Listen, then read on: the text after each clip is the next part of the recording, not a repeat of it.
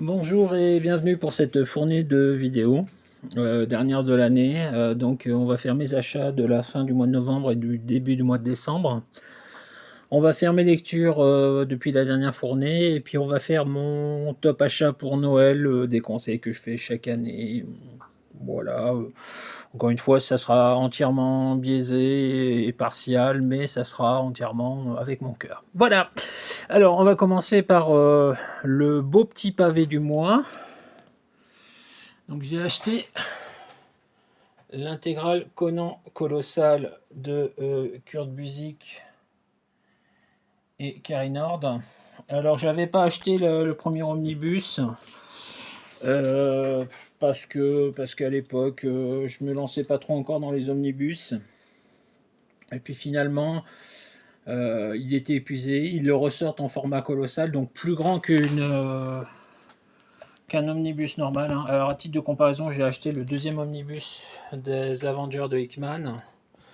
Donc on voit bien qu'il est nettement plus grand. Donc c'est mes deux omnibus du mois.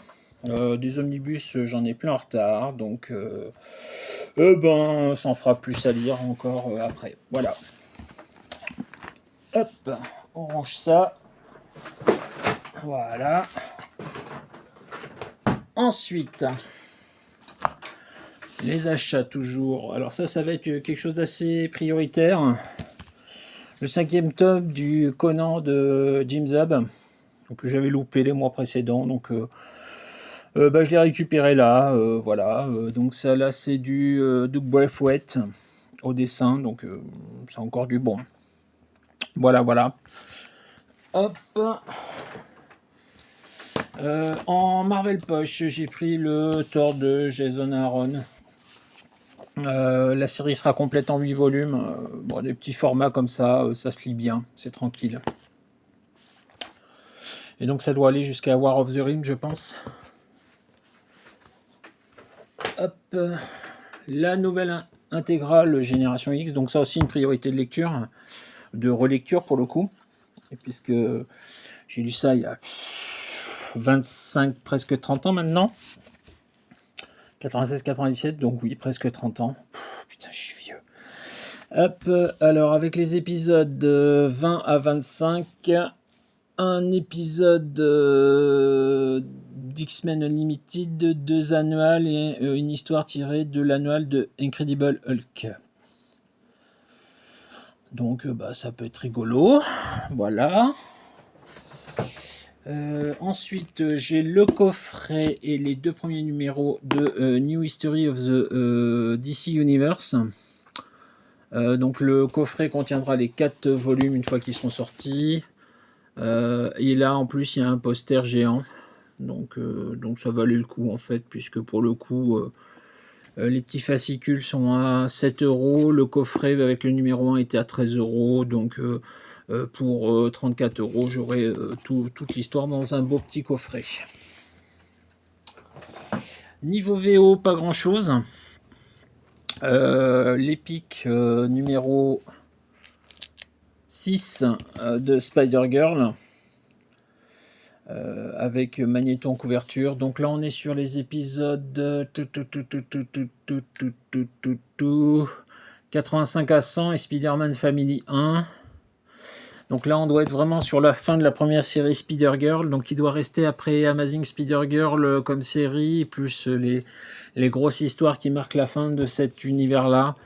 Comme j'ai mis le 5 de côté, je vais mettre le 6 de côté. On va attendre que le 2, le 3, le 4 sortent.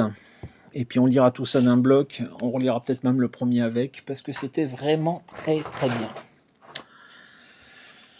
Daredevil en fer glacé, donc je l'ai pris en édition régulière.